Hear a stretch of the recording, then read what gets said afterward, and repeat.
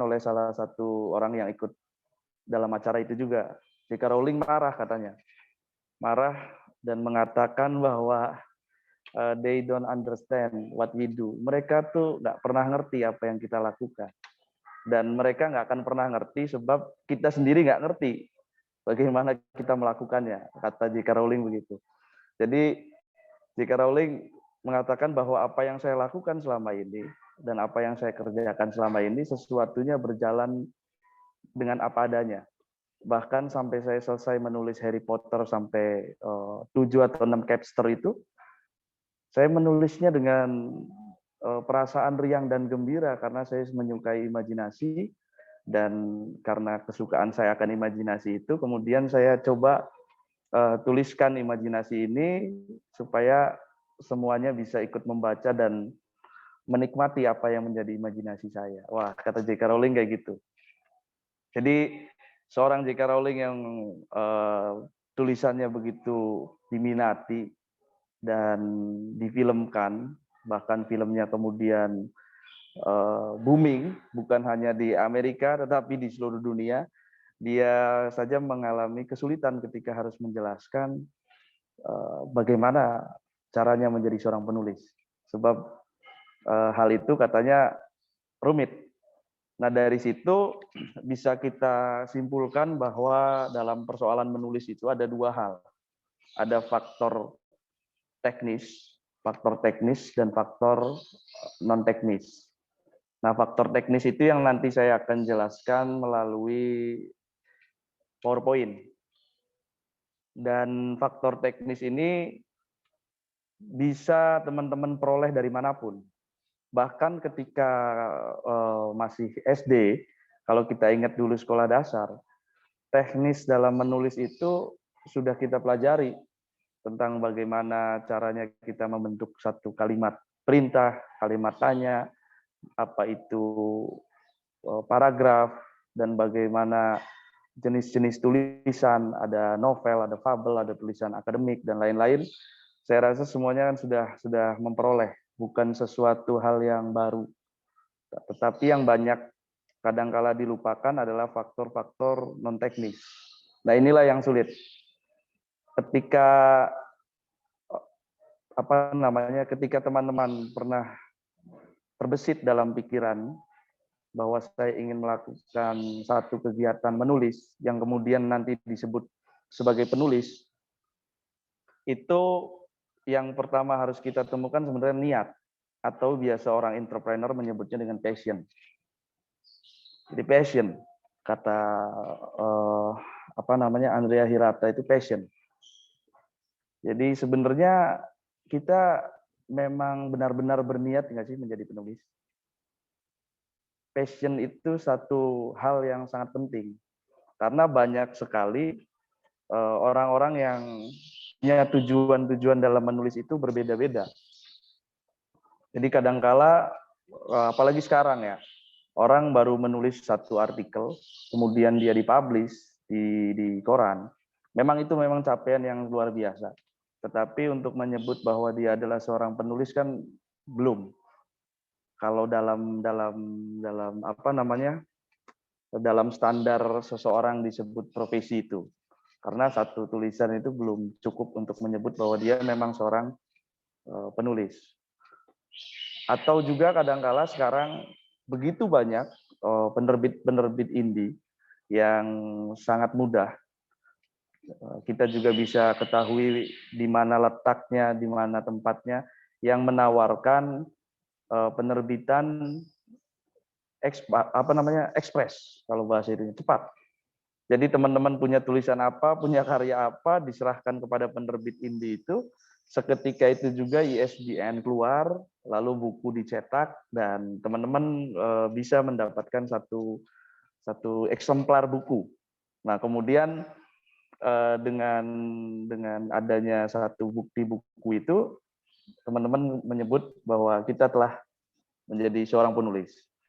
Padahal kita belum mengetahui bagaimana kualitas daripada tulisan itu sendiri dan bagaimana kritisi dari para penulis-penulis senior terhadap buku itu. Tetapi karena memang sekarang adalah era di mana ketika sesuatu itu dibuktikan dengan bentuk yang real, kadang-kala orang melupakan esensinya. Sama kalau kata filsuf, ada namanya Ivan Illich. Ivan Illich itu bilang begini, sekarang itu orang lebih takut kehilangan ijazah, karena yang menentukan bagaimana orang suatu saat akan bekerja itu ijazah, ketimbang kehilangan ilmunya.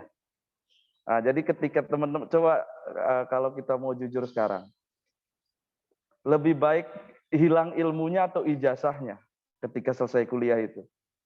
Nah, orang akan rata-rata memilih kita lebih baik ilmunya hilang tapi ijazahnya masih ada. Padahal kata Illich, esensi dari kita kuliah, esensi dari kita belajar itu adalah ilmunya. Yang ilmu itu tidak bisa dinarasikan atau tidak bisa dimanifestasikan dengan bentuk ijazah. Nah, sekarang kan banyak seperti itu sehingga ketika kita ingin menyebut seseorang itu sebagai penulis, maka yang ditampilkan adalah faktanya saja. Dia sudah menulis artikel, dia sudah menulis buku. Tetapi kemudian ketika artikel dan buku itu selesai dia tulis, dan apa yang dipertanyakan itu kemudian banyak yang nggak tahu. Nah, di situ juga lah banyak orang yang ingin cepat disebut dengan penulis, ya copy paste, dia melakukan kegiatan-kegiatan yang melanggar nilai-nilai akademik. Sebab yang dikejar itu tadi bukan esensinya, tetapi lebih kepada eksistensinya. Seseorang akan lebih takut kehilangan ijazah ketimbang kehilangan ilmunya, kalau kata Illich. Dan kita bisa mengistilahkan itu juga dalam dunia tulis menulis. Jadi niat dulu yang paling penting pertama. Apakah memang kita berniat untuk menjadi seorang penulis? Ketika kita berniat menjadi seorang penulis, tentunya kita akan menghargai segala macam proses dan proses yang kita lakukan itu karena kita sadar bahwa itu adalah niat kita, adalah proses-proses yang baik, proses-proses yang benar-benar ingin kita wujudkan sebagai satu cita-cita yang besar. Tidak mungkin seorang penulis ingin menjadi seorang penulis itu dia melakukan tindakan-tindakan yang menciderai, tindakan-tindakan yang melanggar standar kepenulisan seperti plagiasi atau hanya sebatas bukti-bukti yang sebentar. Nah, niat itu memang kayaknya sederhana, tetapi coba bayangkan ketika teman-teman bangun pagi. Ketika teman-teman bangun pagi itu, kalau nggak ada niat untuk mandi, nggak mungkin pada waktu itu juga mandi. Biasanya malah 2 jam kemudian baru mandi. Atau ketika kita hendak bikin kopi, kalau kita nggak niat, lebih baik GoFood aja deh. Ya, kita cari tempatnya. Sama ketika kita hendak menulis, kalau kita nggak berniat untuk benar-benar menjadi seorang penulis, untuk disebut sebagai penulis, nyuruh orang aja nulis terus ganti nama kita, wah nanti kita jadi penulis. Atau ada tulisan yang bagus, kita copy paste, kita tulis sama, kemudian hasilnya jadi ada karyanya dan kemudian kita menjadi seorang penulis. Nah, itu yang pertama adalah niat. Tanyakan betul-betul dalam diri teman-teman, apakah benar kita ingin menjadi seorang penulis? Karena berbeda seorang penulis dengan seorang yang sekedar ingin disebut penulis. Lalu yang kedua itu kita mencari tahu.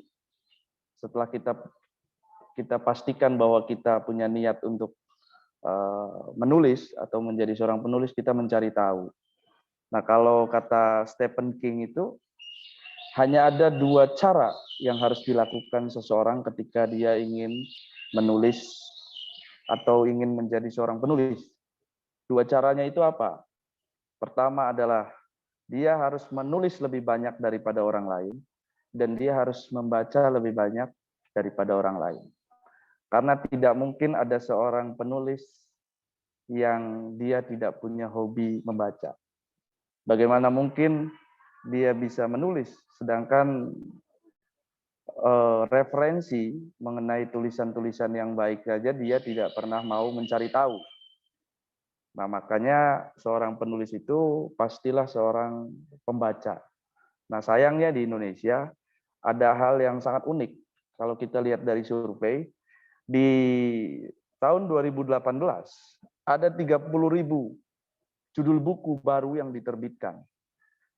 Nah, tetapi di tahun 2020, UNESCO mengeluarkan hasil penelitiannya bahwa masyarakat Indonesia itu hanya 1:1000 orang yang suka baca. Dan itu juga belum jadi patokan bahwa yang satu itu benar-benar membaca secara benar, kata UNESCO. Jadi bayangkan ada 30.000 buku yang terbit dengan judul yang baru, tetapi tingkat minat bacanya berbanding terbalik. Nah, dari situ bisa sedikit kita simpulkan bahwa memang kadangkala banyak karya-karya dikeluarkan itu tidak dibarengi dengan tadi niat yang benar. Jadi sekedar ingin jadi aja. Nah, itu mencari tahu. Lalu kalau membaca, kalau kita kemudian harus menyesuaikan terminologi membaca itu dengan yang kita sering lihat dalam ajaran agama kita, agama Islam, ketika Nabi Muhammad didatangi oleh malaikat Jibril itu kan disuruh baca sampai 3 kali. Yang kemudian oleh beberapa ulama ditafsirkan bahwa baca yang pertama itu adalah membaca buku. Tadi yang seperti disebutkan oleh Stephen King, membaca buku. Stephen King itu kata dia, dalam 1 bulan saya bisa menghabiskan hampir 20 lebih judul buku. Andrea Hirata itu punya target dalam 1 minggu dia harus menyelesaikan 3 novel. Novel apapun, yang penting itu bisa menstimulus. Dia bisa memancing otaknya untuk semakin kreatif. Novel apapun kata dia baca. Itu membaca dari segi membaca buku.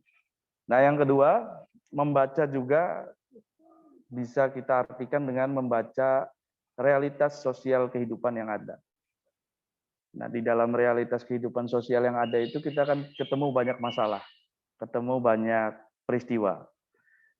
Jadi Stephen King ini berbeda dengan Stephen Hawking ya. Barangkali teman-teman nanti akan mengiranya Stephen King itu Stephen Hawking, itu dua orang yang berbeda.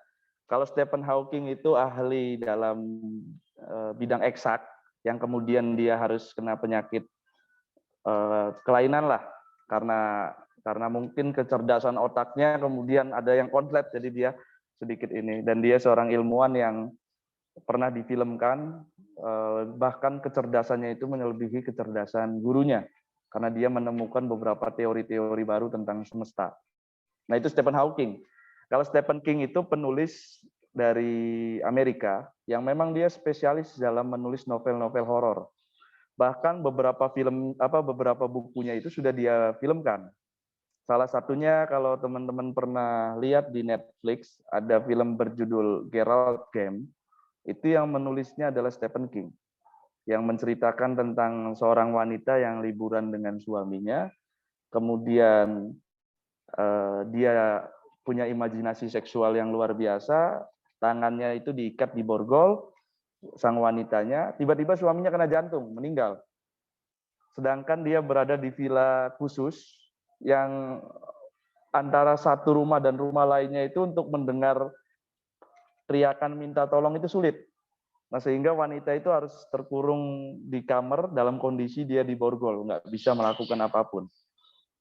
Nah, kemudian ketika di borgol, imajinasinya tentang masa kecil itu muncul sesuatu yang belum pernah dia selesaikan di masa lalu, yang belum pernah dia damaikan di masa lalu muncul, hingga akhirnya di ending itu film dia menulis surat untuk dirinya sendiri di masa lalu, dengan tujuan agar dirinya sendiri yang di masa lalu itu bisa berdamai dengan hal-hal buruk yang pernah dia alami.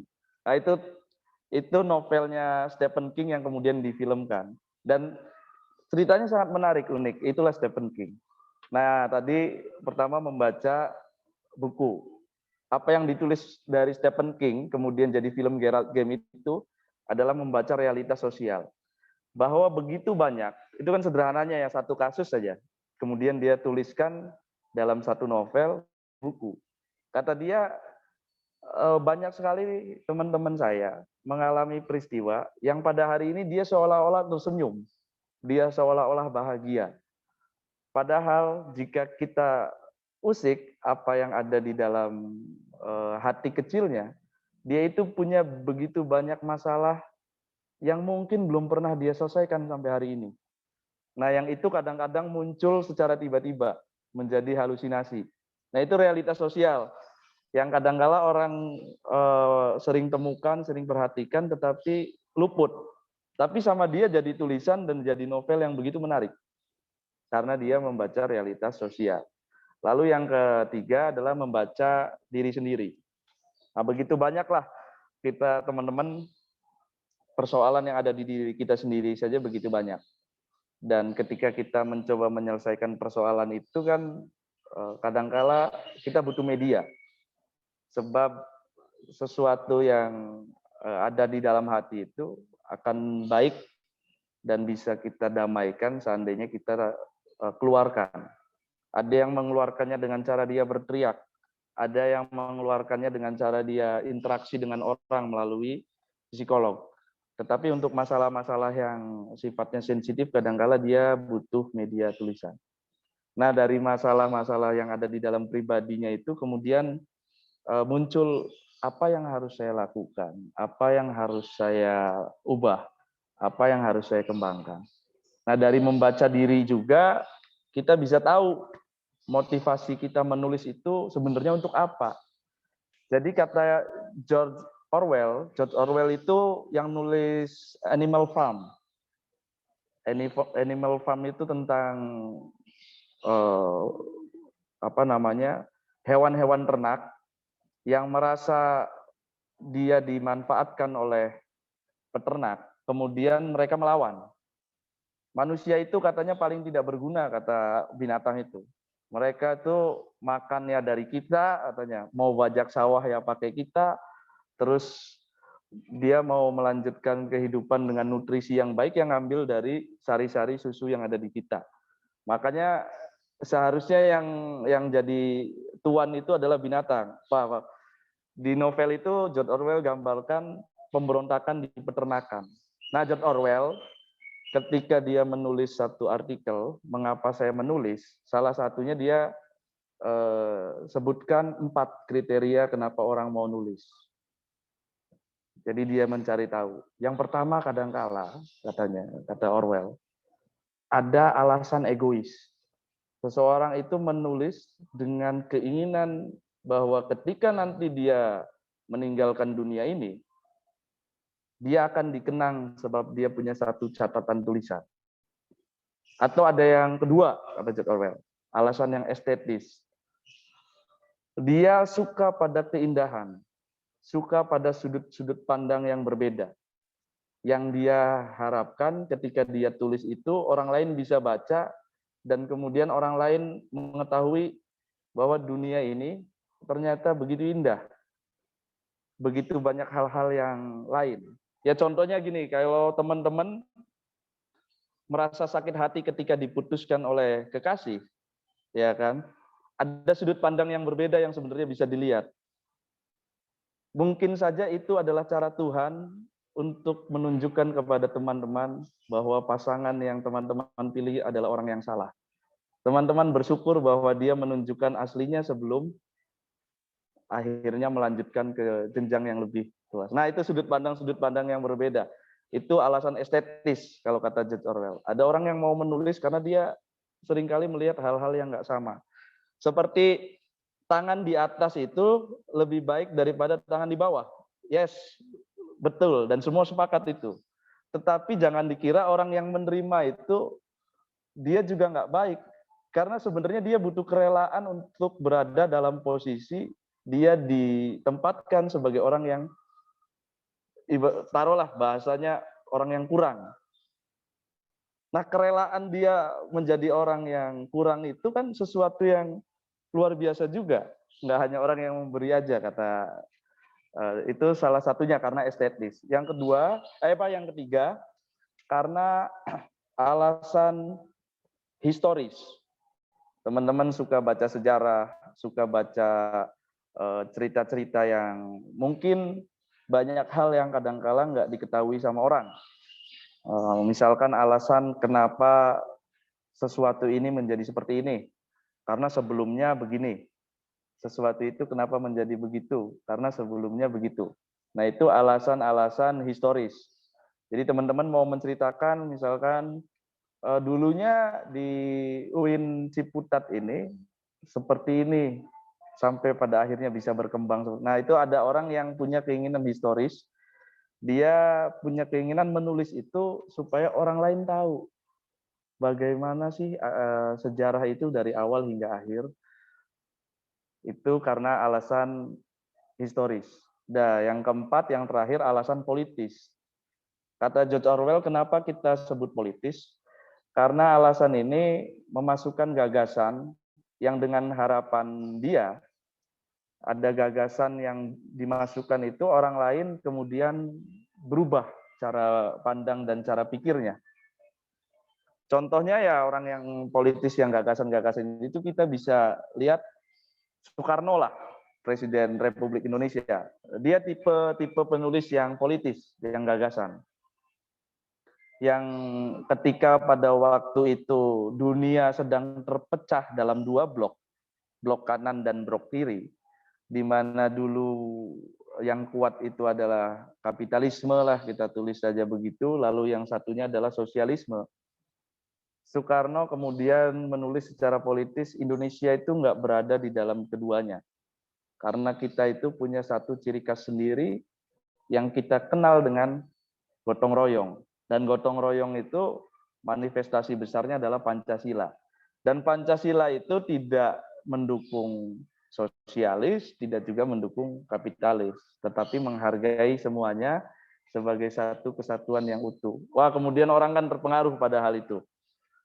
Itu karena alasan politis. Nah, setelah kita mengetahui niat, kita mencari tahu bagaimana penulis-penulis itu seperti yang tadi saya jelaskan, lalu kita masuk ke tata cara dalam mencoba. Nah, jadi ketika semuanya sudah, itu kan kemudian yang harus kita lakukan adalah kita mencoba seberapa seriuskah kita dalam menulis. Karena begini, sesuatu yang sudah jadi niat dan kemudian kita sudah mengetahui tujuan-tujuan yang harus kita lakukan itu untuk alasan apa. Tidak afdol kalau kita tidak mencobanya sendiri. Nah, jadi kita sekarang tadi itu faktor non teknis dalam menulis. Nah, sekarang adalah faktor teknis. Sebelum menjelaskan faktor teknis, ya tadi sudah dijelaskan mengenai profil singkat dari saya oleh moderator. Terima kasih, cukup lengkap dan mungkin cukup memberikan informasi bagi pembaca. Walaupun kalau di dalam dunia tulis-menulis itu salah satu hal yang mungkin membantu saya ketika saya menulis itu adalah kesalahan-kesalahan saya di masa lalu. Jadi seseorang itu mesti siap untuk disalahkan, mesti siap untuk berada dalam posisi dia seperti tidak bisa melakukan apa-apa. Waktu dulu itu saya mungkin sama seperti teman-teman yang baru mulai menulis pada hari ini. Tulisannya dibilang jelek, dibilang tidak baik, atau dibilang nggak jelas. Tetapi penerimaan itu tergantung bagaimana keseriusan niat tadi. Karena saya memang serius dan niat mau menjadi seorang penulis mungkin, segala macam hal yang disampaikan oleh orang-orang itu, saya terimanya dengan kesadaran bahwa mereka adalah orang-orang baik yang berusaha membuat saya untuk menjadi lebih baik dengan cara-cara yang jujur. Nah, sehingga apa yang mereka sarankan, apa yang mereka kritisi, apa yang mungkin teman-teman pada hari ini anggap hina itu, saya terimanya sebagai satu pujian. Artinya mereka setidaknya membaca tulisan saya. Untuk orang bisa menilai bahwa tulisan itu baik atau buruk, itu kan setidaknya dia membaca. Nah, berarti alhamdulillah tulisan saya dibaca. Dengan tulisan saya dibaca, mereka bisa mengomentari itu. Dan artinya dengan komentar itu saya harus terus-terusan memperbaiki kualitas dan karya tulis saya. Ya tadi, kemudian saya mencari tahu. Prosesnya itu selalu berulang. Jadi seperti siklus. Niat, mencari tahu, mencoba, dikritisi, niatnya dimunculkan lagi, cari tahu lagi biar lebih baik, nyoba lagi. Jadi kalau kata Jack Ma itu, sebagai seorang anak muda, lakukanlah kesalahan sebanyak-banyaknya, dan belajarlah dari semua kesalahan-kesalahan itu. Kalau kata Jack Ma, saya adalah orang yang 10 kali ditolak oleh Harvard University. Saya berkali-kali daftar di KFC ditolak. Tetapi karena saya punya niat, saya ingin menjadi orang yang berguna, bisa memberikan manfaat. Pada hari ini saya justru diminta oleh Harvard untuk pidato. Wah, kan keren. Jadi pada waktu itu mungkin dikritisi, mungkin dihina, tetapi saya yakin suatu saat bahwa segala macam hal yang saya terima ini pada saatnya akan berbalik menjadi sesuatu yang positif ketika saya bisa menerima sesuatunya menjadi positif. Nah, ini tulisan populer. Kalau untuk tulisan akademik mungkin sudah umum dan sudah ada di kampus masing-masing. Kita coba, saya mencoba mengambil yang singkat dan padat yang mungkin bisa diterapkan dalam waktu yang tidak begitu lama, yaitu tulisan populer. Tulisan populer itu, kenapa dia disebut populer? Populer itu diambil dari kata populi, atau dari Prancisnya populair. Dia dari publik lah. Jadi sesuatu yang memang disukai dan diminati oleh banyak orang. Tetapi tulisan populer itu apa sih? Apakah yang disebut tulisan populer itu karena orangnya yang populer kemudian menulis? Apa tulisannya yang populer, yang viral, atau populer itu sebuah kriteria tulisan? Oh, ternyata kalau yang dimaksud di sini ya sebuah kriteria. Karena ada tulisan akademik, populer juga bisa masuk akademik, ada tulisan yang jenisnya macam-macam lah. Tetapi yang biasanya disebut tulisan populer itu dia singkat, padat. Ya bentuknya esai, opini, dan wacana. Ya perbedaannya penulisnya itu nggak harus orang akademik, siapapun. Lalu tujuannya dia selalu memiliki tujuan untuk mencari sudut pandang yang baru supaya orang tertarik. Pembacanya lebih umum, nggak terbatas. Kalau akademik itu kan walaupun iya semua orang bisa baca, tetapi tujuan daripada target pembacanya itu orang yang belajar, misalkan buku kedokteran, targetnya ya pembacanya orang kedokteran. Buku mengenai fikih, ya target pembacanya adalah orang fikih. Lalu topiknya itu umum kalau tulisan populer. Misalkan hari ini kita sedang membincangkan persoalan Omnibus Law gitu, ya kita bahaslah Omnibus Law, topik-topiknya. Atau kita sedang ramai mungkin hari ini ada satu grup band yang kemudian di dalamnya ada insiden, ya mungkin kita tulis topiknya itu dengan sudut pandang yang mungkin berbeda. Misalkan sudut pandang ya gara-gara satu laki-laki kemudian masa depan dua orang perempuan itu menjadi rusak. Gara-gara nafsu satu orang laki-laki, dia harus mengorbankan masa depan dua orang perempuan. Wah, itu kan sudut pandang yang berbeda. Yang kadangkala pada hari ini orang melihatnya kesalahan hanya pada satu orang. Nah, itu sebenarnya tujuan tulisan populer. Dia target pembacanya luas sehingga topiknya pun bisa bermacam-macam. Bahkan topik-topik yang mungkin sedang sensitif. Tetapi yang paling penting harus punya sudut pandang yang berbeda. Jangan sudut pandang yang umum. Karena untuk apa menjelaskan sesuatu yang orang lain itu sudah pasti akan berpikiran seperti itu. Tuliskanlah sesuatu yang kira-kira orang lain belum memikirkan atau belum kebayang bahwa oh ya ternyata ada fakta yang berbeda. Ada sudut pandang yang bisa kita cari yang lain. Nah, gaya penulisan tadi kita cari gagasan dulu, bagaimana cara kita mencari gagasan ya kita harus sering membaca. Jadi dari membaca itu kita pasti menemukan keluhan di dalam hati kita, ini ada yang kurang ya, atau ini kayaknya belum lengkap ya. Nah, muncullah gagasan untuk melengkapi kekurangan atau menambahkan sesuatu yang belum lengkap atau bahkan mengkritisi sesuatu yang sudah dianggap mapan.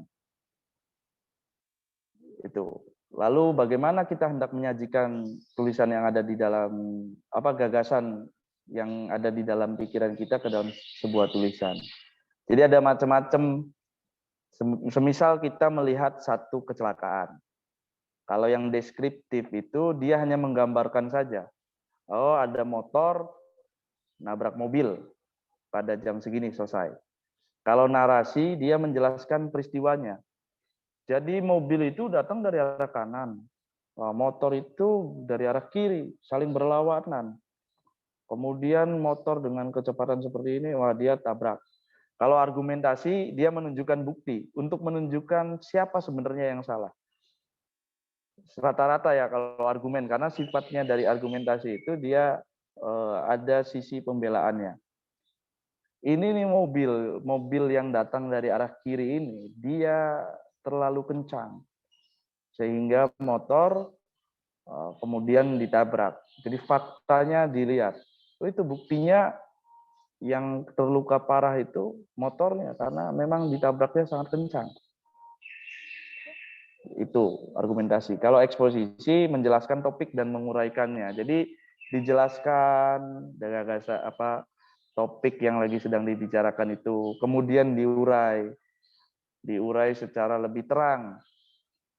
Misalkan ada alasan kenapa dia ngebut. Oh, dia ngebut karena memang waktu itu si angkot ini lagi nganter orang penting.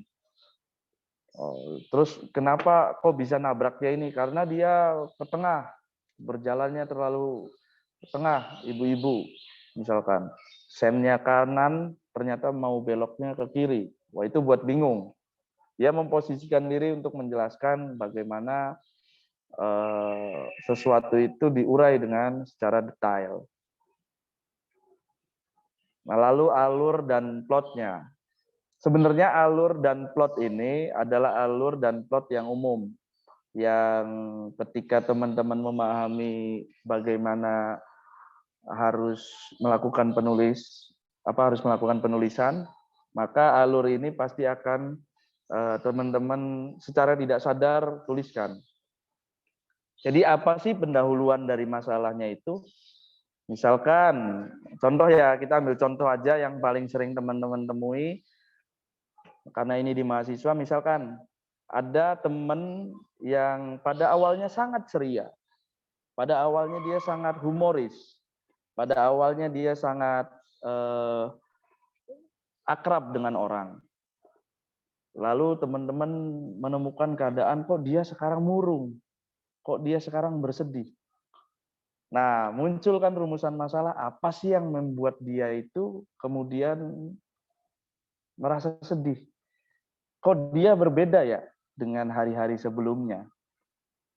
Nah, dari rumusan masalah ini kemudian terpikir untuk membahas. Nah, membahas itu kan metodenya macam-macam. Ada yang dari buku, misalkan baca di buku jurnal psikologi bahwa seseorang yang humoris itu ternyata justru dia di dalam hatinya adalah orang yang paling banyak masalahnya. Atau metode wawancara, tanya ke teman dekatnya. Kenapa sih dia tuh biasanya gampang senyum, dia tuh biasanya akrab. Kenapa pada hari ini kok dia berubah ya? Tanya, ya gibah-gibah dikit lah alasan. Akhirnya nanti kita ketemu kan, oh ternyata karena begini, oh dia ternyata karena begitu. Lalu baru kita bisa simpulkan, ternyata yang merubah si Fulan, yang semula dia seorang humoris, kemudian dia tiba-tiba menjadi orang yang murung, ternyata setelah dilakukan eh, penelitian melalui buku, melalui tanya ke teman-temannya, disimpulkan bahwa ternyata dia datang pada titik yang puncaknya, kesedihannya sudah tidak bisa dia tahan lagi.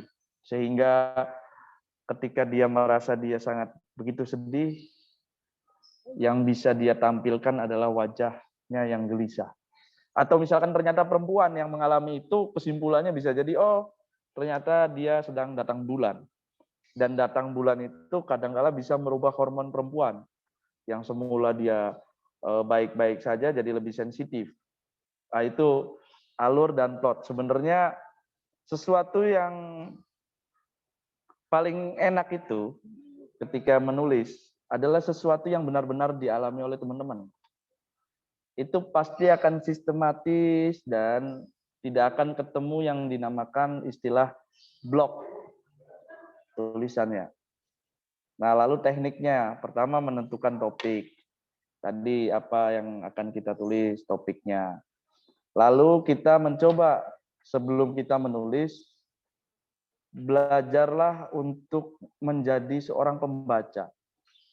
Kira-kira ketika teman-teman menjadi pembaca itu, berharap sajian tulisannya itu bagaimana? Nah, ketika udah nulis, kadang-kala orang lupa dan langsung aja nge-share. Padahal dia juga adalah seorang pembaca. Dia yang harusnya bisa menikmati rasa tulisan itu. Kira-kira kalau saya baca tulisan ini, tulisan yang saya tulis, orang tuh akan gampang paham nggak ya? Orang tuh akan mudah mencerna tidak ya? Nah, itu hanya bisa dilakukan kalau teman-teman mencoba untuk berada dalam dua sisi sekaligus. Sisi seorang penulis dan kemudian pada saat yang bersamaan sisi seorang pembaca. Nah, yang ketiga penelitian. Ini yang saya sebut dengan tulislah sesuatu yang memang dialami oleh teman-teman dan memang sedang dilakukan oleh teman-teman. Kalau dalam akademik ya, misalkan teman-teman itu adalah orang hukum, maka tulislah sesuatu yang memang di bidang teman-teman tentang hukum. Jangan orang hukum kemudian nulis kedokteran. Pasti akan sulit dan pasti akan ketemu hal-hal yang ngeblank lah. Dia nggak lagi mampu menjangkau itu sebab memang bukan keahliannya. Tulislah sesuatu yang memang teman-teman itu keahliannya di situ. Sehingga ketika harus menulis itu nyaman. Saya sering mengambil contoh karena saya juga suka ngisi di kafe-kafe. Ketika pelajaran menulis ini, kemudian saya panggil baristanya. Saya panggil baristanya, Mas ini Mas duduk sini, kata saya. Saya suruh dia duduk, terus coba jelasin sebelum Vietnam drip ini sampai ke meja, bagaimana cara menyajikannya. Wah, dia tuliskan, dia sampaikan. Pertama, siapkan air panasnya dulu, air panasnya segini, suhunya, lalu susu di dalam gelas, lalu kopinya di blend atau di apalah itu istilahnya, dicampurkan sampai kemudian diceritakan, akhirnya jadi Vietnam drip dan bagaimana penyajiannya. Nah, menulis sesuatu yang memang menjadi hal yang dia lakukan, itu akan mudah dan sistematis. Sama misalkan seperti Ibu moderator pada hari ini ingin melakukan penulisan, kemudian tulislah sesuatu yang dilakukan. Ya contohnya ketika melakukan upaya untuk mensukseskan acara pada hari ini. Pasti yang pertama dilakukan tentukan temanya dulu. Apa temanya? Lalu kira-kira tema tuh yang orang lain tuh senang. Berarti melihat dari sudut pandang pembacanya. Dari situ kemudian baru berlanjut. Menentukan siapa pembicaranya, menentukan kapan waktunya, acaranya, settingnya bagaimana, dengan tujuan supaya begini ya berarti tidak banyak atau bagaimana. Itu sampai akhir tidak akan ada blank, insya Allah kalau riset. Bahkan kata Andrea Hirata, seseorang itu rata-rata 90% menulis, 10% riset. Kata Andrea Hirata, saya itu justru sebaliknya. 10% menulis, 90% riset. Laskar Pelangi itu ditulis oleh Andrea Hirata hanya dalam jangka waktu 3 minggu. Setebel itu. Dan buku Padang Bulan, kata Andrea Hirata, hanya saya tulis dalam waktu 9 hari. Tapi risetnya yang lama. Sampai akhirnya saya menemukan satu rangkaian cerita yang seperti itu yang lama.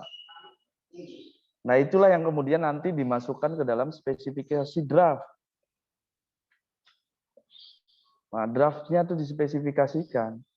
Bagaimana topiknya, bagaimana sudut pembacanya, lalu risetnya dilengkapi. Baru dari situ kita bisa menyusun itu secara sistematis. Kayak tadi, iya kan, oh Vietnam drip yang disukai oleh orang itu seperti ini. Lalu riset, bagaimana saya bisa bikin Vietnam drip yang disukai oleh banyak orang ini. Dari riset itu kemudian dispesifikasikan, oh begini, disusun sesuai sistematis. Nah, lalu diulang. Apakah ini kemudian ketika saya sajikan, enak enggak ya? Ketika saya sajikan, disukai enggak ya? Diulang. Dari dengan pengulangan itu kemudian kita akhirnya bisa menemukan satu jenis tulisan atau sajian yang sangat-sangat lengkap. Nah, kalau jenis-jenis paragraf mungkin umum ya, nanti bisa ketemu di semester 6 atau 7 ketika teman-teman mulai ada di metodologi penelitian. Biasanya di sini akan dijelaskan itu ada paragraf itu ada jenisnya, ada deduktif, ada campuran, ada induktif. Jadi kalau yang deduktif itu konsisten. Jadi misalkan kita sudah menentukan dulu 2 tambah 2 itu sama dengan 4. Nah, kalau induktif itu peristiwa-peristiwanya dulu kemudian akhirnya muncul kesimpulan. Ini nanti mungkin akan lebih jelas di metodologi penelitian yang akan teman-teman temukan di kampus, dan itu akan diajari oleh orang-orang yang memang lebih expert, dan ini sifatnya natural. Ketika teman-teman sudah biasa menulis dan teman-teman sudah biasa membaca paragraf-paragraf jenis ini, bahkan teman-teman sampai lupa apakah yang saya tulis deduktif, induktif, atau campuran. Karena lagi-lagi soal skill adalah soal kebiasaan. Ya kan, seseorang yang pada hari ini bercita-cita menjadi seorang Lionel Messi atau seorang Ronaldo, ketika dia baru berusia 30 tahun cita-cita itu baru muncul, itu sudah terlambat. Karena skill yang diasah oleh Ronaldo dan Lionel Messi itu dari dulu, dari kecil. Nah, jadi ini persoalan latihan. Kalau teman-teman mau memulai dari sekarang ingin menjadi seorang penulis dengan skill yang baik, maka banyak membaca dan latihan. Nanti akan kerasa sendiri, oh ini paragrafnya deduktif, oh ini induktif, ini campuran. Begitu. Nah, ini tadi dari semua yang saya jelaskan. Untuk bisa mengembangkan skill itu yang pertama ya tadi punya niat, keinginan. Nah, dari keinginan itu kemudian muncullah potensi. Jadi kita harus terus menggali potensi kita untuk terus dikembangkan. Jangan sampai sesuatu yang telah kita mulai itu tidak kita akhiri. Jadi akhirilah sesuatu yang telah kita mulai. Jadi jangan nanggung. Kalau ibarat anak-anak milenial itu sekarang itu kan dia bisnis sepatu. Lihat temennya kemudian bisnis dasi atau pasmina, bisnis sepatu yang sudah dia geluti dia tinggalkan diganti bisnis yang lain. Wah, berarti itu dia nggak menyelesaikan misinya sampai selesai. Jadi ada cerita seorang dari pabrik sepatu itu mengutus 2 orang pegawainya untuk pergi ke Afrika. Pegawai yang pertama pulang dari kunjungannya di Afrika mengatakan bahwa saya tidak mungkin melakukan hal konyol, mendirikan pabrik di sebuah negara yang mana orangnya itu belum pakai sepatu, kata satu pegawai itu. Lalu pegawai yang selanjutnya datang ditanya, kalau kamu apa yang kamu peroleh dari sana? Dia menjawab justru hal yang berbeda. Saya melihat ini adalah potensi yang sangat besar, katanya. Bayangkan, jutaan orang Afrika yang belum pakai sepatu itu kemudian menggunakan produk kita untuk pakai sepatu. Nah, jadi selalu mengambil sisi-sisi baik. Yang ketiga, relasi. Sebab dengan siapa kita berteman, kalau kata Nabi itu akan mempengaruhi bagaimana juga kita ke depannya. Kalau teman-teman mau menjadi seorang penulis, ya mulailah bersahabat dengan orang-orang yang memang suka menulis. Sampai teman-teman kemudian bisa mengikuti langkah-langkahnya, bisa mengikuti segala macam hal yang dia lakukan sehari-hari. Dan dengan relasi itulah satu sama lainnya saling mengangkat nantinya. Jadi kalau teman-teman mau jadi penulis ya bertemanlah dengan banyak-banyak penulis. Yang ketiga adalah faktor X. Faktor X inilah yang kadangkala memang tidak bisa kita terjemahkan dalam kata-kata.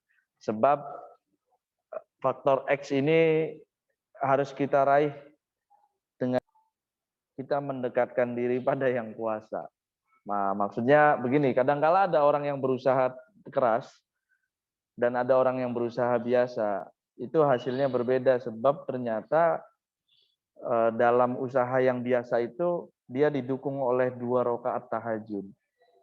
Wah, dengan yang satunya orang yang bekerja luar biasa itu dia didukung dengan cara meninggalkan sholat. Tuh. Ini kan jadi berbeda. Kalau kita dalam agama Muslim itu kan harus percaya pada hal-hal yang seperti ini, bahwa semuanya itu ada di tangan yang kuasa. Khairihi wa syarrihi minallah. Baik dan buruk itu semuanya ya tergantung dari Allah. Dan bagaimana Allah bisa ridho, carilah keriduan yang paling dekat daripada ridhonya Allah, yaitu ridho orang tua. Nah ini faktor X. Kalau faktor X itu nanti yang menjelaskan mungkin akan lebih baik kalau Pak Nasaruddin Umar, Prof. Nasaruddin. Nah itu faktor X itu kita cari-carinya di situ. Dan faktor X juga sebenarnya yang bisa diterjemahkan itu yaitu cara pergaul kita dengan orang lain. Itu faktor X juga. Kita kadang-kala nggak sadar dengan cara kita bergaul dengan orang lain yang membuat mereka sakit, membuat mereka terluka itu, ya ada faktor-faktor orang tuh jadinya benci kalau melihat kita punya potensi. Nah ini karena sudah asar, saya langsung cepat saja. Bisnis itu, potensi bisnis jangan semata-mata dinilai dari uang. Tetapi pertama dinilai dari, karena kita sering menulis, orang kemudian tahu, pada akhirnya pengetahuan orang-orang itu akan membawa kita pada posisi yang penting. Yang kedua yang umum, tulisan kita yakinlah bermanfaat bagi orang lain. Dan manfaat bagi orang lain itu adalah bisnis. Setidaknya bisnis yang akan kita capai, kita panen nanti di akhirat. Yang terakhir komersil, bisnis dalam arti uang sebenarnya. Dengan penjualan-penjualan buku. Oke, sekalian saya akhiri karena ini asar. Syukran wa dumtum fil khairi wal barakati wan najah. Wallahul muwaffiq ila aqwamit thoriq. Wassalamualaikum warahmatullahi wabarakatuh. Waalaikumsalam warahmatullahi wabarakatuh. Terima kasih kepada Pak Bahrul Amal atas insight dan wawasan ilmunya tentang bagaimana sih cara mengasah kepenulisan gitu kan. Nah, sekarang teman-teman bisa nih bertanya lewat kolom chat atau mau open mic langsung juga boleh. Nanti untuk penanya yang terbaik, yang keren pertanyaannya bisa dapat hadiah dari Pak Bahrul Amal. Ya nggak, Pak? Iya dong, siap. Iya, siap. Iya, jadi Nanti jangan... juga, nanti bulan Maret itu ada buku terbaru saya deh, insya Allah yang terbaik ini pas bulan Maret terbit itu saya kasih juga. Nah kan boleh nih. Jadi teman-teman mau nanya boleh langsung nanya aja di kolom chat atau mau open mic dari sekarang. Jangan sungkan ya. Izin bertanya, moderator. Iya, boleh. Silakan Hasna ya. Iya, betul. Sebelumnya selamat siang Pak Bahrul. Terima kasih untuk kesempatan hari ini, sangat berharga untuk saya. Ini saya izin bertanya. Jadi itu kan sekarang itu ya Pak, ini dari apa yang saya lihat gitu. Jadi sekarang ini kan banyak beberapa lembaga mungkin ya, apa ya disebutnya ya, instansi gitu ya, yang apa menawarkan penulis bola langsung SBN gitu. Nah itu sejujurnya saya belum tahu maksud SBN itu apa. Uh, apa yang membuat ISBN itu unggul dan menjadi sesuatu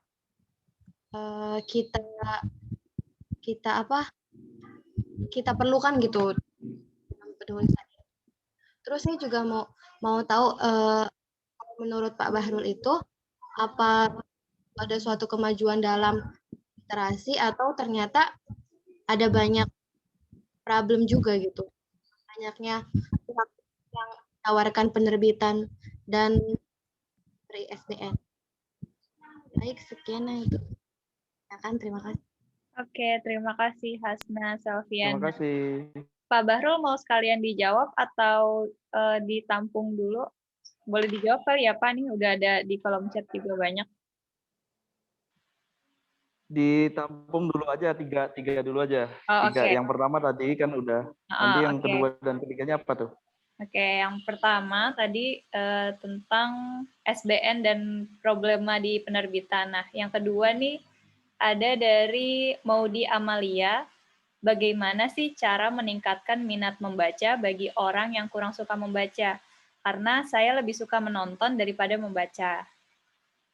Meningkatkan minat yang membaca. Kemudian yang ketiga, izin bertanya untuk Pak Bahrul dari Faiz Muzaki, bagaimana cara mengatasi writer's block yang seringkali dialami oleh orang awam yang ingin berkecimpung dalam dunia kepenulisan? Oke, jadi yang pertama tadi tentang SBN dan penerbitan, yang kedua tentang meningkatkan minat baca, dan yang ketiga tentang writer's block untuk mengatasinya. Boleh Pak Bahrul? Oke, dari yang pertama dulu.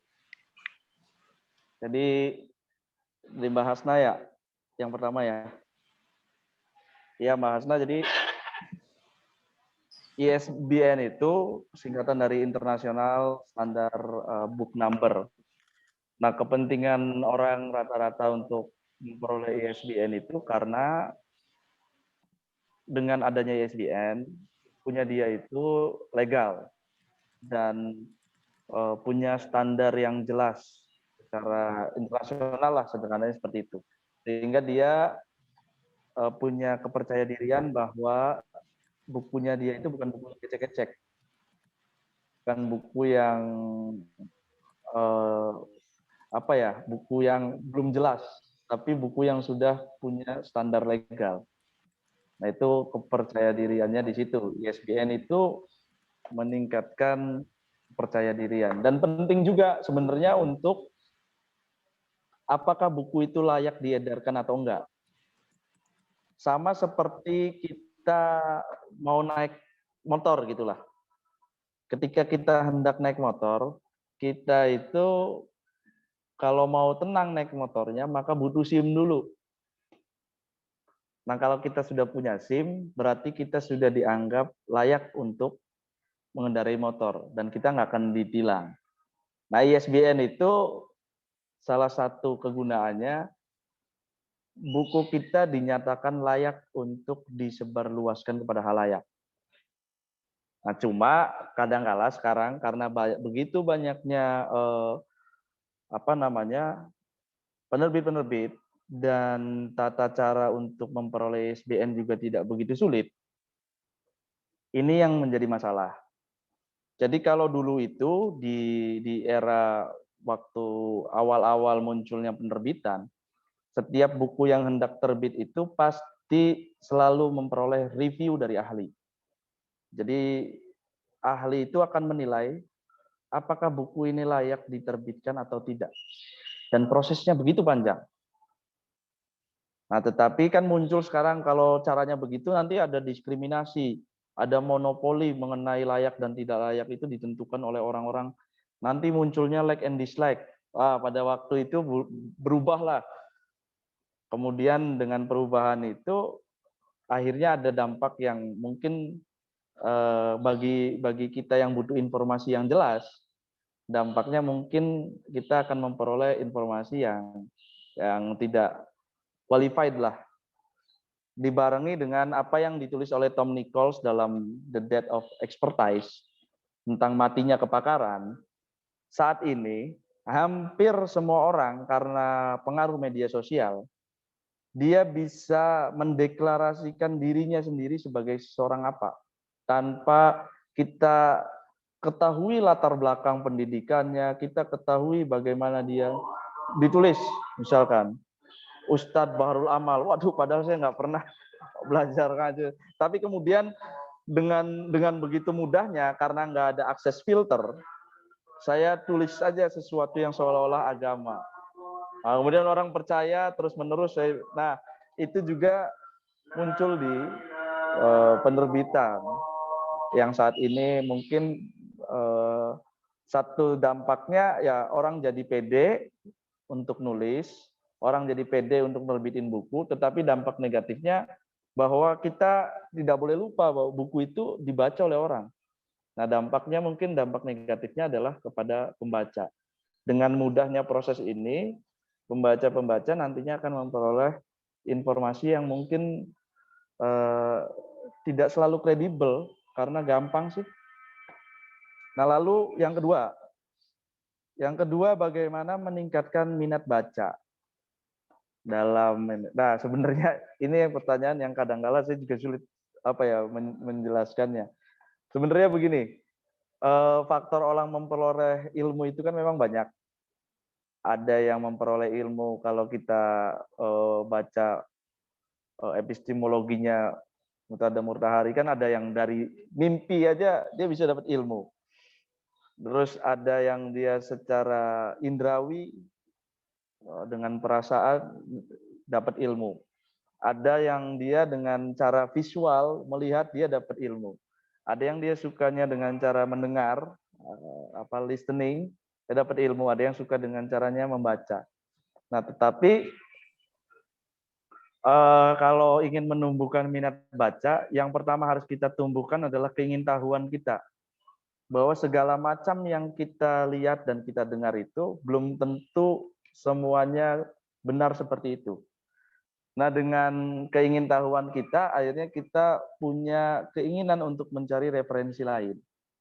Nah, referensi lain itu ya bisa kita peroleh dengan cara kita banyak membaca. Pada akhirnya muncullah keinginan kita untuk membaca. Contohnya banyak hal lah. Kayak kita kalau sekedar visual melihat kejadian yang ada pada hari ini mungkin seolah-olah hal yang baru. Di Arab Saudi muncul salju, ya kan, sungai Efrat mengering. Nah, tapi dengan kita membaca, oh ternyata dari dulu sudah sering. Cuma memang periodenya saja berbeda. Gitu. Dengan kita membaca, jadi kita punya referensi lain mengenai sesuatu yang kadangkala dinilai oleh orang lain sudah selesai seperti itu. Lalu yang ketiga, menghadapi writing block. Kalau menghadapi writing block secara klise kita bisa lakukan dengan jalan-jalan. Kalau saya seringnya jalan-jalan, melihat orang-orang, melihat pemandangan, atau kemudian kita nongkrong sebentar ngobrol sama orang, pada akhirnya dari obrolan itu muncul, oh iya ya, kayaknya ada yang bagus juga nih yang perlu kita tulis. Ada yang unik juga nih yang perlu kita terjemahkan dalam tulisan. Yang kemudian akhirnya hilanglah writing block itu. Tapi yang paling penting sebenarnya untuk menghindari writing block, tadi perbanyaklah riset dulu baru kita nulis. Jangan nulis dulu baru riset. Kalau nulis dulu baru riset pasti terpotong. Dan yang kedua, tulislah sesuatu yang memang menjadi keahlianmu. Itu pasti akan menghindari writing block.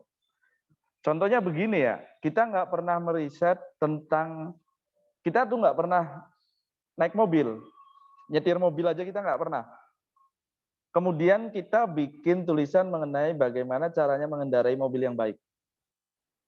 Nah, otomatis kita akan pusing tuh di dalam, pasti kita ketika nulis, setelah nyalain mobil, kopling, terus kita gimana ya ini?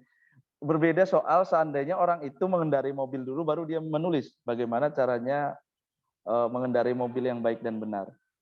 Riset dulu, baru menulis. Itu yang paling penting. Jadi writing block itu kemudian hilang lah. Luar Terus biasa. yang Ya, itu yang ketiga ya, tadi udah semuanya. luar biasa. Jadi tadi dari pertanyaan Mbak Hasna, udah cukup jelas? Mbak Hasna, gimana Mbak Hasna? Sudah cukup tuh?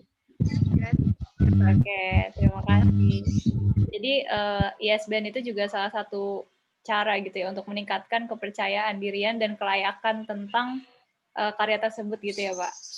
Iya, sebenarnya orang kan nyari ISBN itu supaya dia bisa bilang ke orang bahwa ini buku saya udah ada ISBN-nya, udah layak terbit.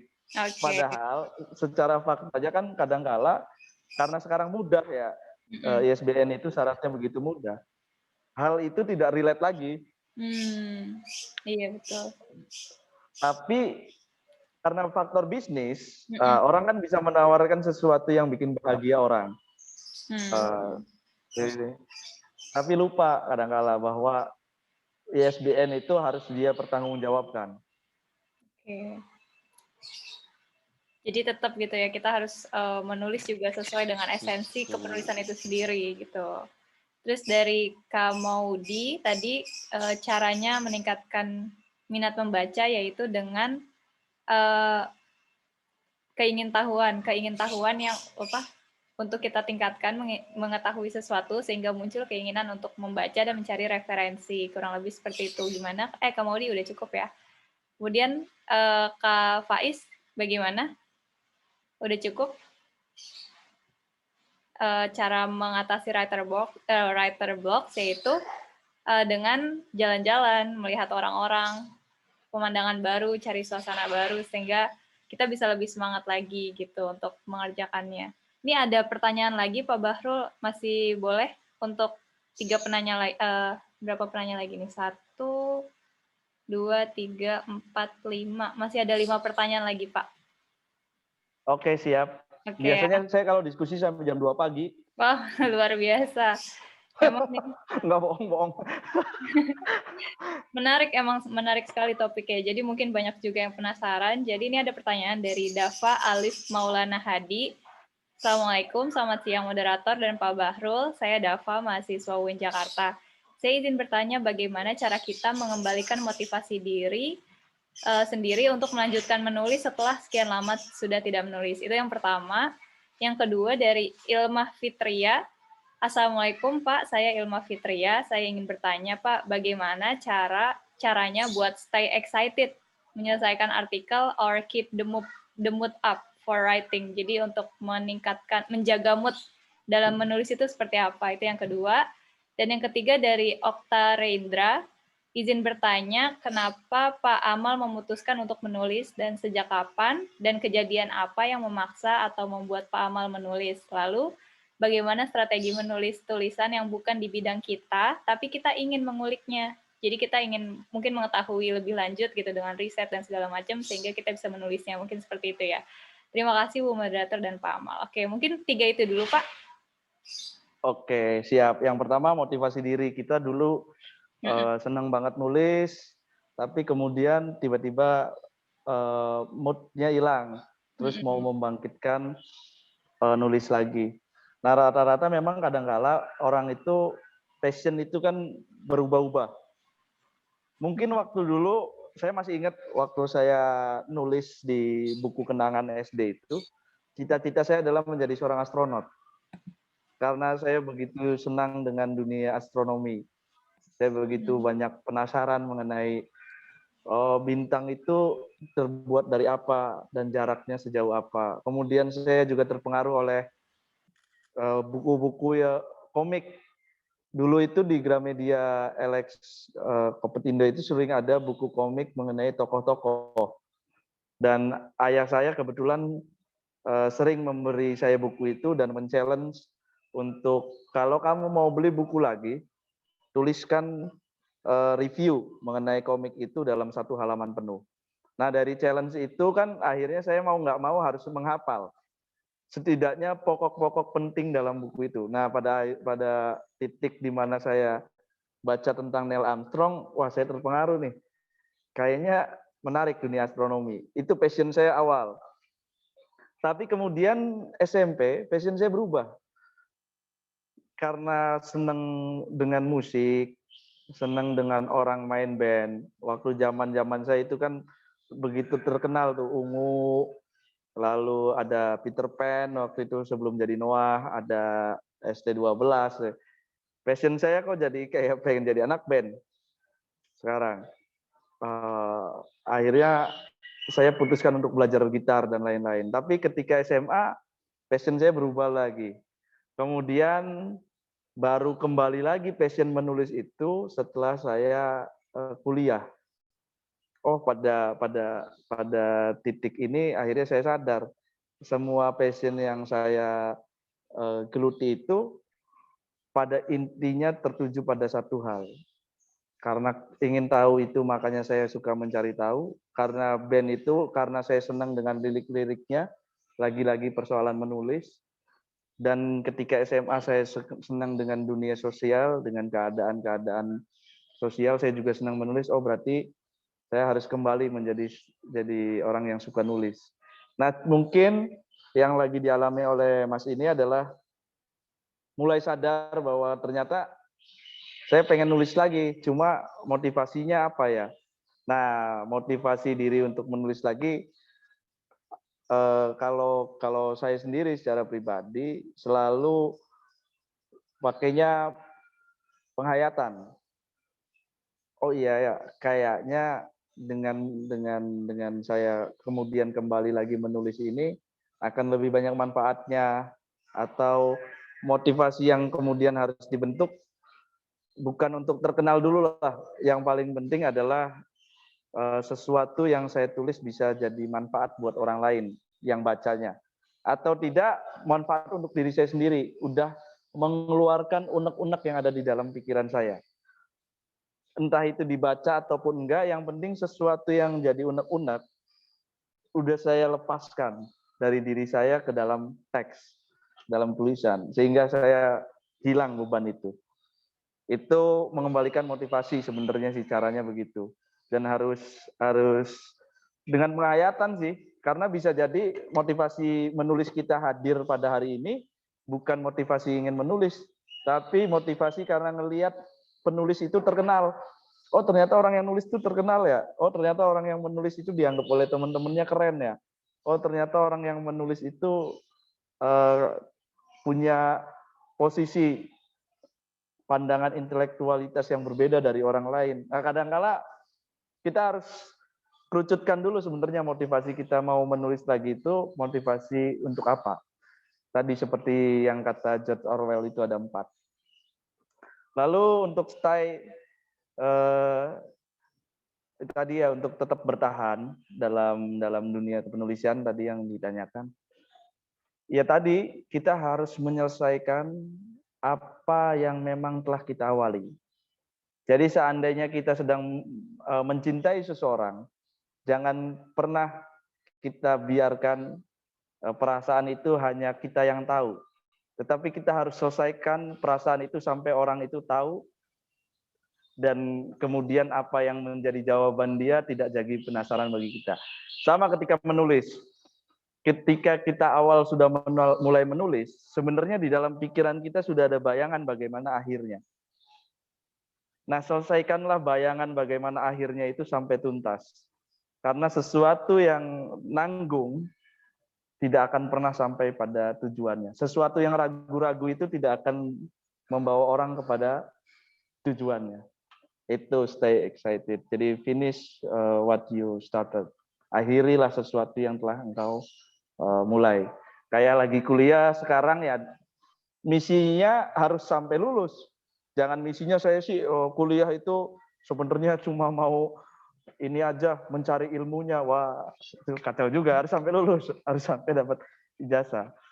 Harus, karena target kita adalah membahagiakan orang tua. Jadi kalau saya boleh cerita sedikit, kadangkala yang membuat kita tidak bisa menyelesaikan misi sampai akhir itu tadi godaan-godaan. Karena kita terpengaruh oleh godaan-godaan. Jangan terpengaruh pada godaan-godaan itu supaya kita tetap bisa fokus. Ini tujuan kita adalah ini, dan kita harus mengakhiri tujuan kita itu karena ini juga. Kita mengawali tujuan kita kuliah itu untuk membahagiakan kedua orang tua, artinya kita harus mengakhiri itu karena dari dalam kebahagiaan kelulusan kita itu ada kebahagiaan orang tua. Nah, orang tua itu nggak nunggu kamu punya pacar. Dia nggak akan cerita di arisan, anak saya udah punya pacar baru, nggak. Yang pasti akan dibanggakan orang tua ketika arisan itu, anak saya alhamdulillah sebentar lagi mau sidang, besok mau lulus. Nah, itulah misi kita, jangan bergeser. Gara-gara ketemu orang baru, dia karena nemenin kamu udah lama, terus dibilang kamu adalah orang yang menemani saya dari nol. Waduh, padahal orang tua yang dari dulu nemenin kamu dari kamu masih belum bisa jalan dan belum bisa merangkak. Itulah misi yang harus kamu selesaikan, membahagiakan orang tua. Sama ketika menulis, supaya kamu stay, selesaikan misimu. Tokoh-tokoh yang ada di dalam situ itu butuh ending. Nah, kamu udah memulai menjalani membuat mereka memulai menjalani cerita, ya kamu harus membuat mereka mengakhiri ceritanya. Jangan sampai itu terpendam begitu saja. Itu supaya stay. Nah, yang ketiga, kapan memulai menulis? Ya kalau mulai menulis mungkin dari SD ya. Cuma kalau SD itu kan bagaimana caranya nulis tegak bersambung yang baik, bagaimana menulis yang ini. Kalau yang ditanyakan adalah bagaimana pada awalnya kapan mulai menulis serius, ya mungkin pas nulis skripsi itu serius. Tapi kalau bagaimana mulai minat menulis, ya ketika pertama kali saya berhasil ternyata tulisan saya diterima oleh koran. Wah, itu motivasi besar. Kemudian gagal lagi, kenapa ya? Apa yang beda? Akhirnya saya cari.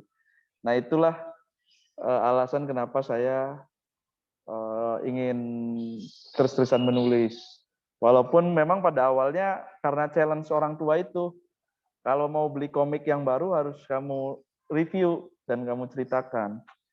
Nah, dulu itu kayaknya kalau zaman anak-anak, punya komik itu sesuatu yang membanggakan.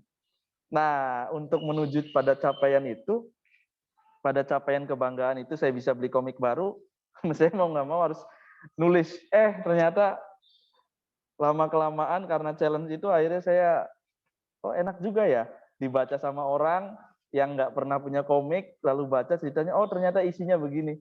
Ternyata itu manfaat menulis itu ya. Dari situ mulai edik, mulai jadi kayak ini, kecanduan. Nah, itulah muncul dari niat passion. Itu sih sebenarnya Mas Okta. Terus kalau mau nulis mengenai sesuatu yang memang bukan bidang kita, memang itu sulit. Karena kita harus berangkat dari mental bahwa segala macam hal yang kita lakukan ada pertanggungjawabannya. Kalau saya sih itu ya. Kenapa saya cenderung untuk tidak terlalu berani menulis sesuatu yang memang di luar bidang saya itu, saya khawatir apa yang saya tulis itu informasi yang keliru, yang kemudian hanya akan saya pertanggungjawabkan kekeliruan itu ila yaumil qiyamah.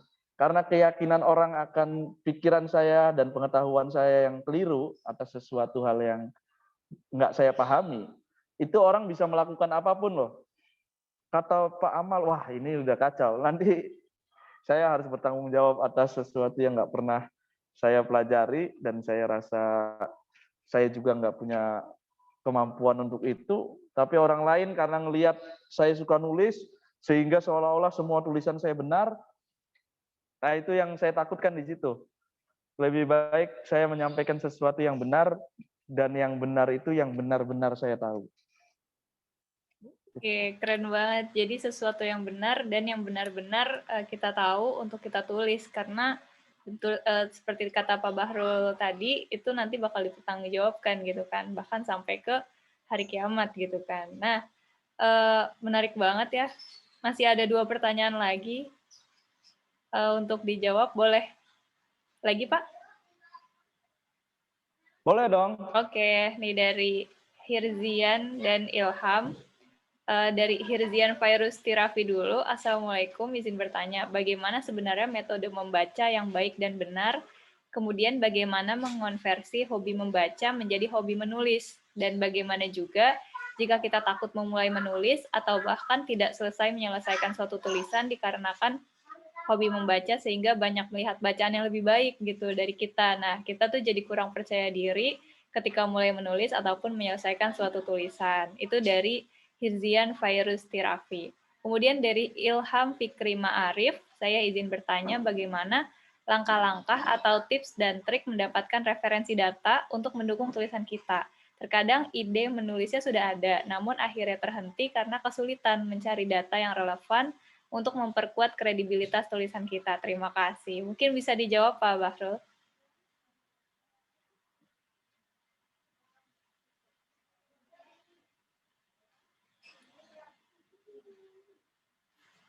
Halo, apakah tersambung?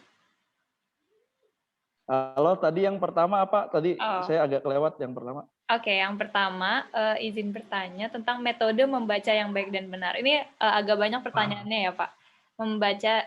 Metode membaca yang baik dan benar, kemudian mengkonversi dari hobi membaca menjadi hobi menulis. Kemudian masalah yang berikutnya itu kita takut untuk memulai menulis karena kita misalnya tidak menyelesaikan tulisan karena kita hobi membaca, terus kita tuh ngelihat bacaan yang lebih bagus, lebih baik dari kita, terus kita jadi kurang percaya diri gitu. Nah, jadi kita tuh Oh iya iya iya. buat Benar. mulai jadi kurang percaya diri ketika memulai menulis ataupun menyelesaikan suatu tulisan. Itu yang pertama sih. Oke, siap. Tadi berarti yang pertama tuh tentang bagaimana caranya membaca yang baik. Nah, banyak orang memang suka membaca tetapi gagal untuk memahami. Oh, saya sudah baca 10 buku, tetapi pas ditanya dia gagal untuk memahami apa buku itu. Nah, kalau kata apa ada namanya tuh Tony Buzan. Tony Buzan itu dia orang yang menciptakan teori mengenai smart learning. Ketika engkau membaca, katanya, baca sampai selesai, lalu diamkan bacaan itu selama seminggu untuk kamu renungkan. Lalu dari kamu renungkan itu baca ulang lagi, katanya. Baru kamu nanti bisa memahami isi dari bacaan itu. Nah, dengan terbiasa begitu, sebenarnya kemudian kita akan bisa menemukan, oh pada intinya buku ini mau cerita ini, buku ini akan menceritakan tentang ini, itu pada akhirnya nanti karena udah habit, jadi kan sesuatu itu selalu diawali dengan kebiasaan dulu. Seperti naik mobil.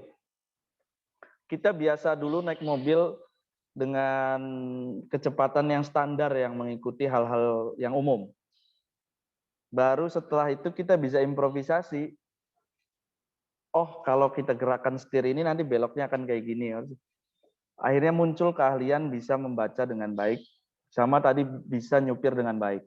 Nah, sebelum memulai tadi untuk membaca dengan baik, cobalah pakai metode yang umum di dalam cara membaca.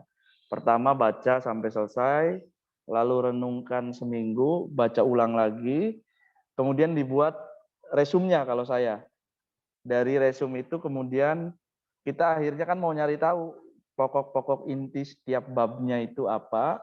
Dari situ akhirnya kita menjadi seorang pembaca yang tidak sekedar membaca, tetapi mampu memahami.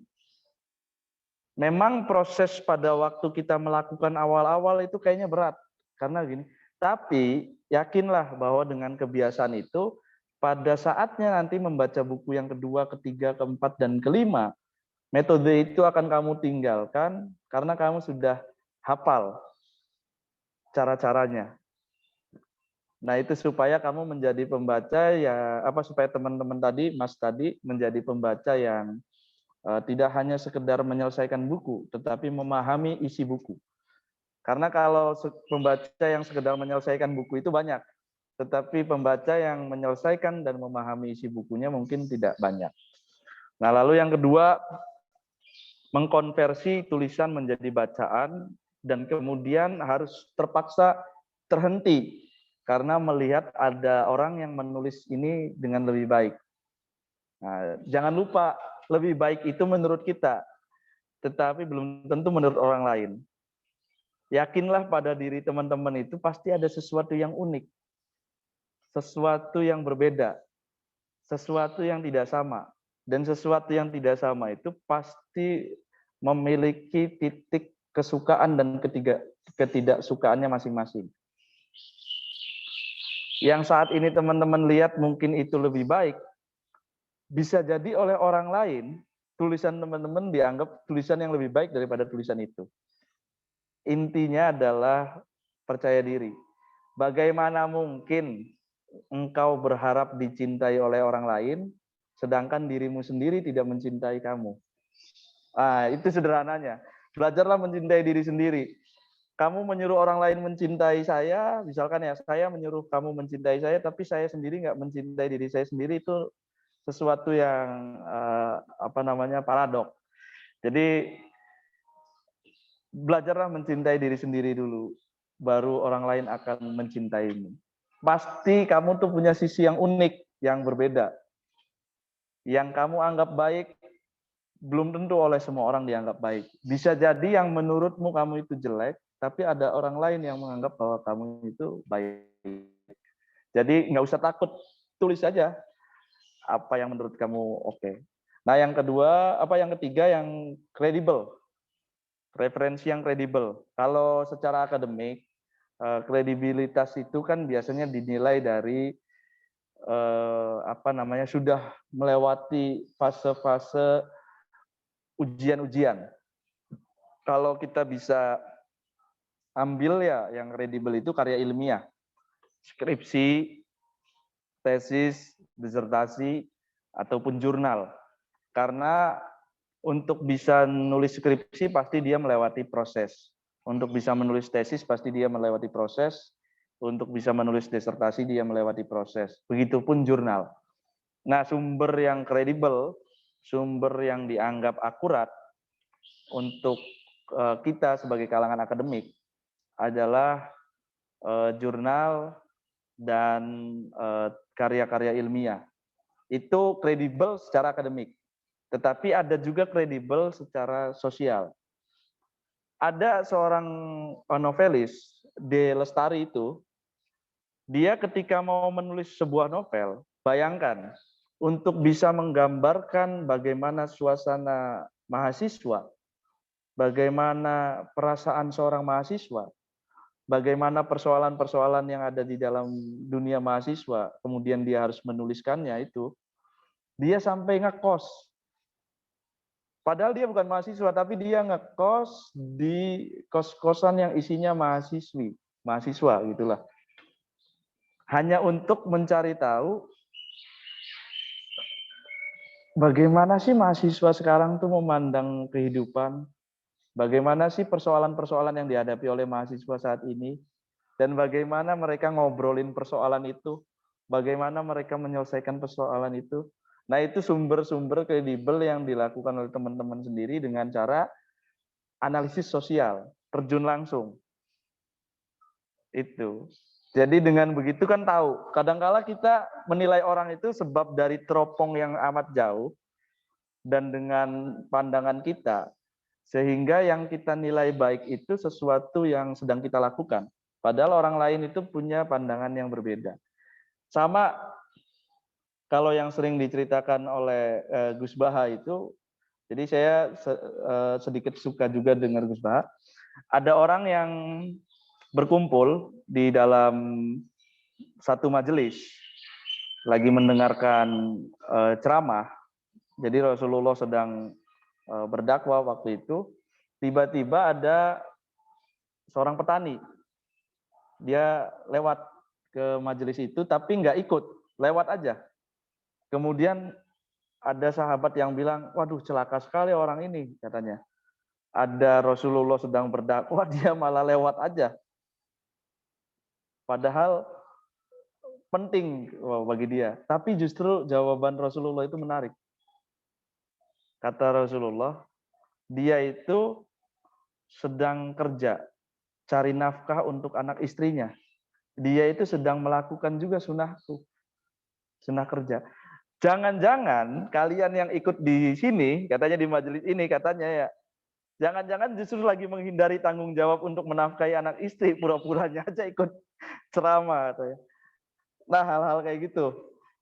Itu kan karena kita melihat seseorang itu tidak hanya dari sisi kita, tetapi dari sisi orang lain. Dari sisi kebaikan menurut orang lain. Nah, cara itu cuma bisa kita lakukan kalau kita mau riset tadi, analisis sosial. Kalau yang dari sisi karya tulis yang kredibel ya tadi, tugas akhir, karya ilmiah, dan jurnal. Itu sih, Mas, kalau menurut saya. Wah, luar biasa. Udah banyak sekali insight-insight baru yang kita dapetin di Career Support Program hari ini, dan semoga apa yang udah dipaparin tadi bisa bermanfaat untuk kita semua. Nah, yang selanjutnya nih pengumuman untuk penanya terbaiknya gimana nih Pak Bahrul enaknya? Atau mau diumumkan sekarang atau nanti Pak Bahrul menghubungi panitia yang terpilih kira-kira siapa? Ini aja. Saya hubungin panitia aja deh biar surprise ya. Oke. Berarti gitu aja deh. Oke. Berarti Atau saya jawabnya dalam hati aja biar jujur. Jawabnya dalam hati gimana tuh? Jawabannya yang terbaiknya dalam hati aja biar jujur. Oh. Jadi nggak disampaikan. Semuanya baik sih. Pada intinya semua pertanyaannya baik dan semua pertanyaannya itu mengandung makna-makna yang kadangkala juga bukan bagi teman-teman tetapi bagi saya sendiri untuk belajar. Jadi semuanya baik. Oke. Jadi nanti adapun yang terbaik itu bukan berarti yang lain tidak baik, tetapi yang terbaik ini yang pas aja lah gitu. Oke. Berarti teman-teman jangan lupa diisi form feedback-nya juga, karena nanti bagi yang pemenang atau bagi yang mendapat e-sertifikat juga akan dikirimkan ke email yang teman-teman masukin di feedback tersebut gitu ya. Nah, sebelum kita tutup, saya akan memberikan kesimpulan dari apa yang udah kita bahas dari awal tadi, yaitu tentang mengasah kemampuan menulis. Jadi dari materinya dari materi yang dipaparkan oleh Pak Bahrul Amal, ada dua faktor. Yang pertama faktor teknis dan juga faktor non-teknis, di mana faktor non-teknis ini kita berawal dari niat yang pertama, kemudian yang kedua yaitu dengan mencari tahu dari melihat, membaca diri sendiri dan juga membaca realitas sosial, kemudian yang ketiga tadi membaca diri sendiri dan juga motivasi untuk menulis itu apa, dan itu diungkapkan oleh John Cornwell bahwa ada 4. Yang pertama itu ada alasan egois, yang kedua ada alasan estetis, yang ketiga ada alasan historis, yang keempat ada alasan politis. Nah, terus kita nih sebagai anak muda lakukan kesalahan sebanyak-banyaknya nggak apa-apa gitu. Nah, yang penting adalah belajar dari semua kesalahan-kesalahan itu. Nah, yang paling penting juga dan harus kita tanemin ini adalah kita harus mulai menerapkan untuk 90% riset dan 10% menulis, karena itu juga menjadi salah satu langkah untuk menghindari writer block, sehingga kita bisa terus melanjutkan ke penulisan kita sampai selesai gitu, penulisan kita sampai selesai. Mungkin itu aja untuk Career Support Program hari ini. Terima kasih untuk semua partisipan, untuk narasumber Pak Bahrul Amal yang udah mau sharing dan bergabung di support program karir ini gitu kan. Boleh teman-teman kita foto bersama dulu on cam sebentar. Oke. Untuk dokumentasi. Oh iya, saya mau ini dulu mau ngasih tahu bahwa kalau ada yang baik itu semata-mata datangnya dari Allah. Kalau ada yang jelek ya itu datangnya dari saya. Mohon maaf apabila banyak penyampaian yang mungkin ada yang kurang berkenan. Itu murni karena kesalahan saya sebagai manusia. Terima kasih pokoknya semuanya yang udah hadir. Semoga kita dikumpulkan dalam orang-orang yang memang cinta terhadap ilmu. yang karena cinta terhadap ilmu itu adalah pesan dari Rasulullah. Semoga suatu saat dengan kecintaan kita terhadap ilmu itu kita akan dikumpulkan bersama dengan Rasulullah di surganya Allah. Amin ya rabbal alamin. Amin, amin. Sekian deh. Oke, ayo foto bareng dulu ya. Oke, 1, 2, 3. Ada 2 slide ya. 1 slide lagi. 1, 2, 3. Oke, terima kasih semuanya. Terima Mungkin kasih. ada satu hadis juga nih untuk menutup sesi penulisan ini. Itu ikatlah ilmu dengan menulis. Sekian dari kami, kurang lebihnya mohon maaf. Wassalamualaikum warahmatullahi wabarakatuh. Waalaikumsalam warahmatullahi Waalaikumsalam warahmatullahi wabarakatuh. Waalaikumsalam warahmatullahi wabarakatuh.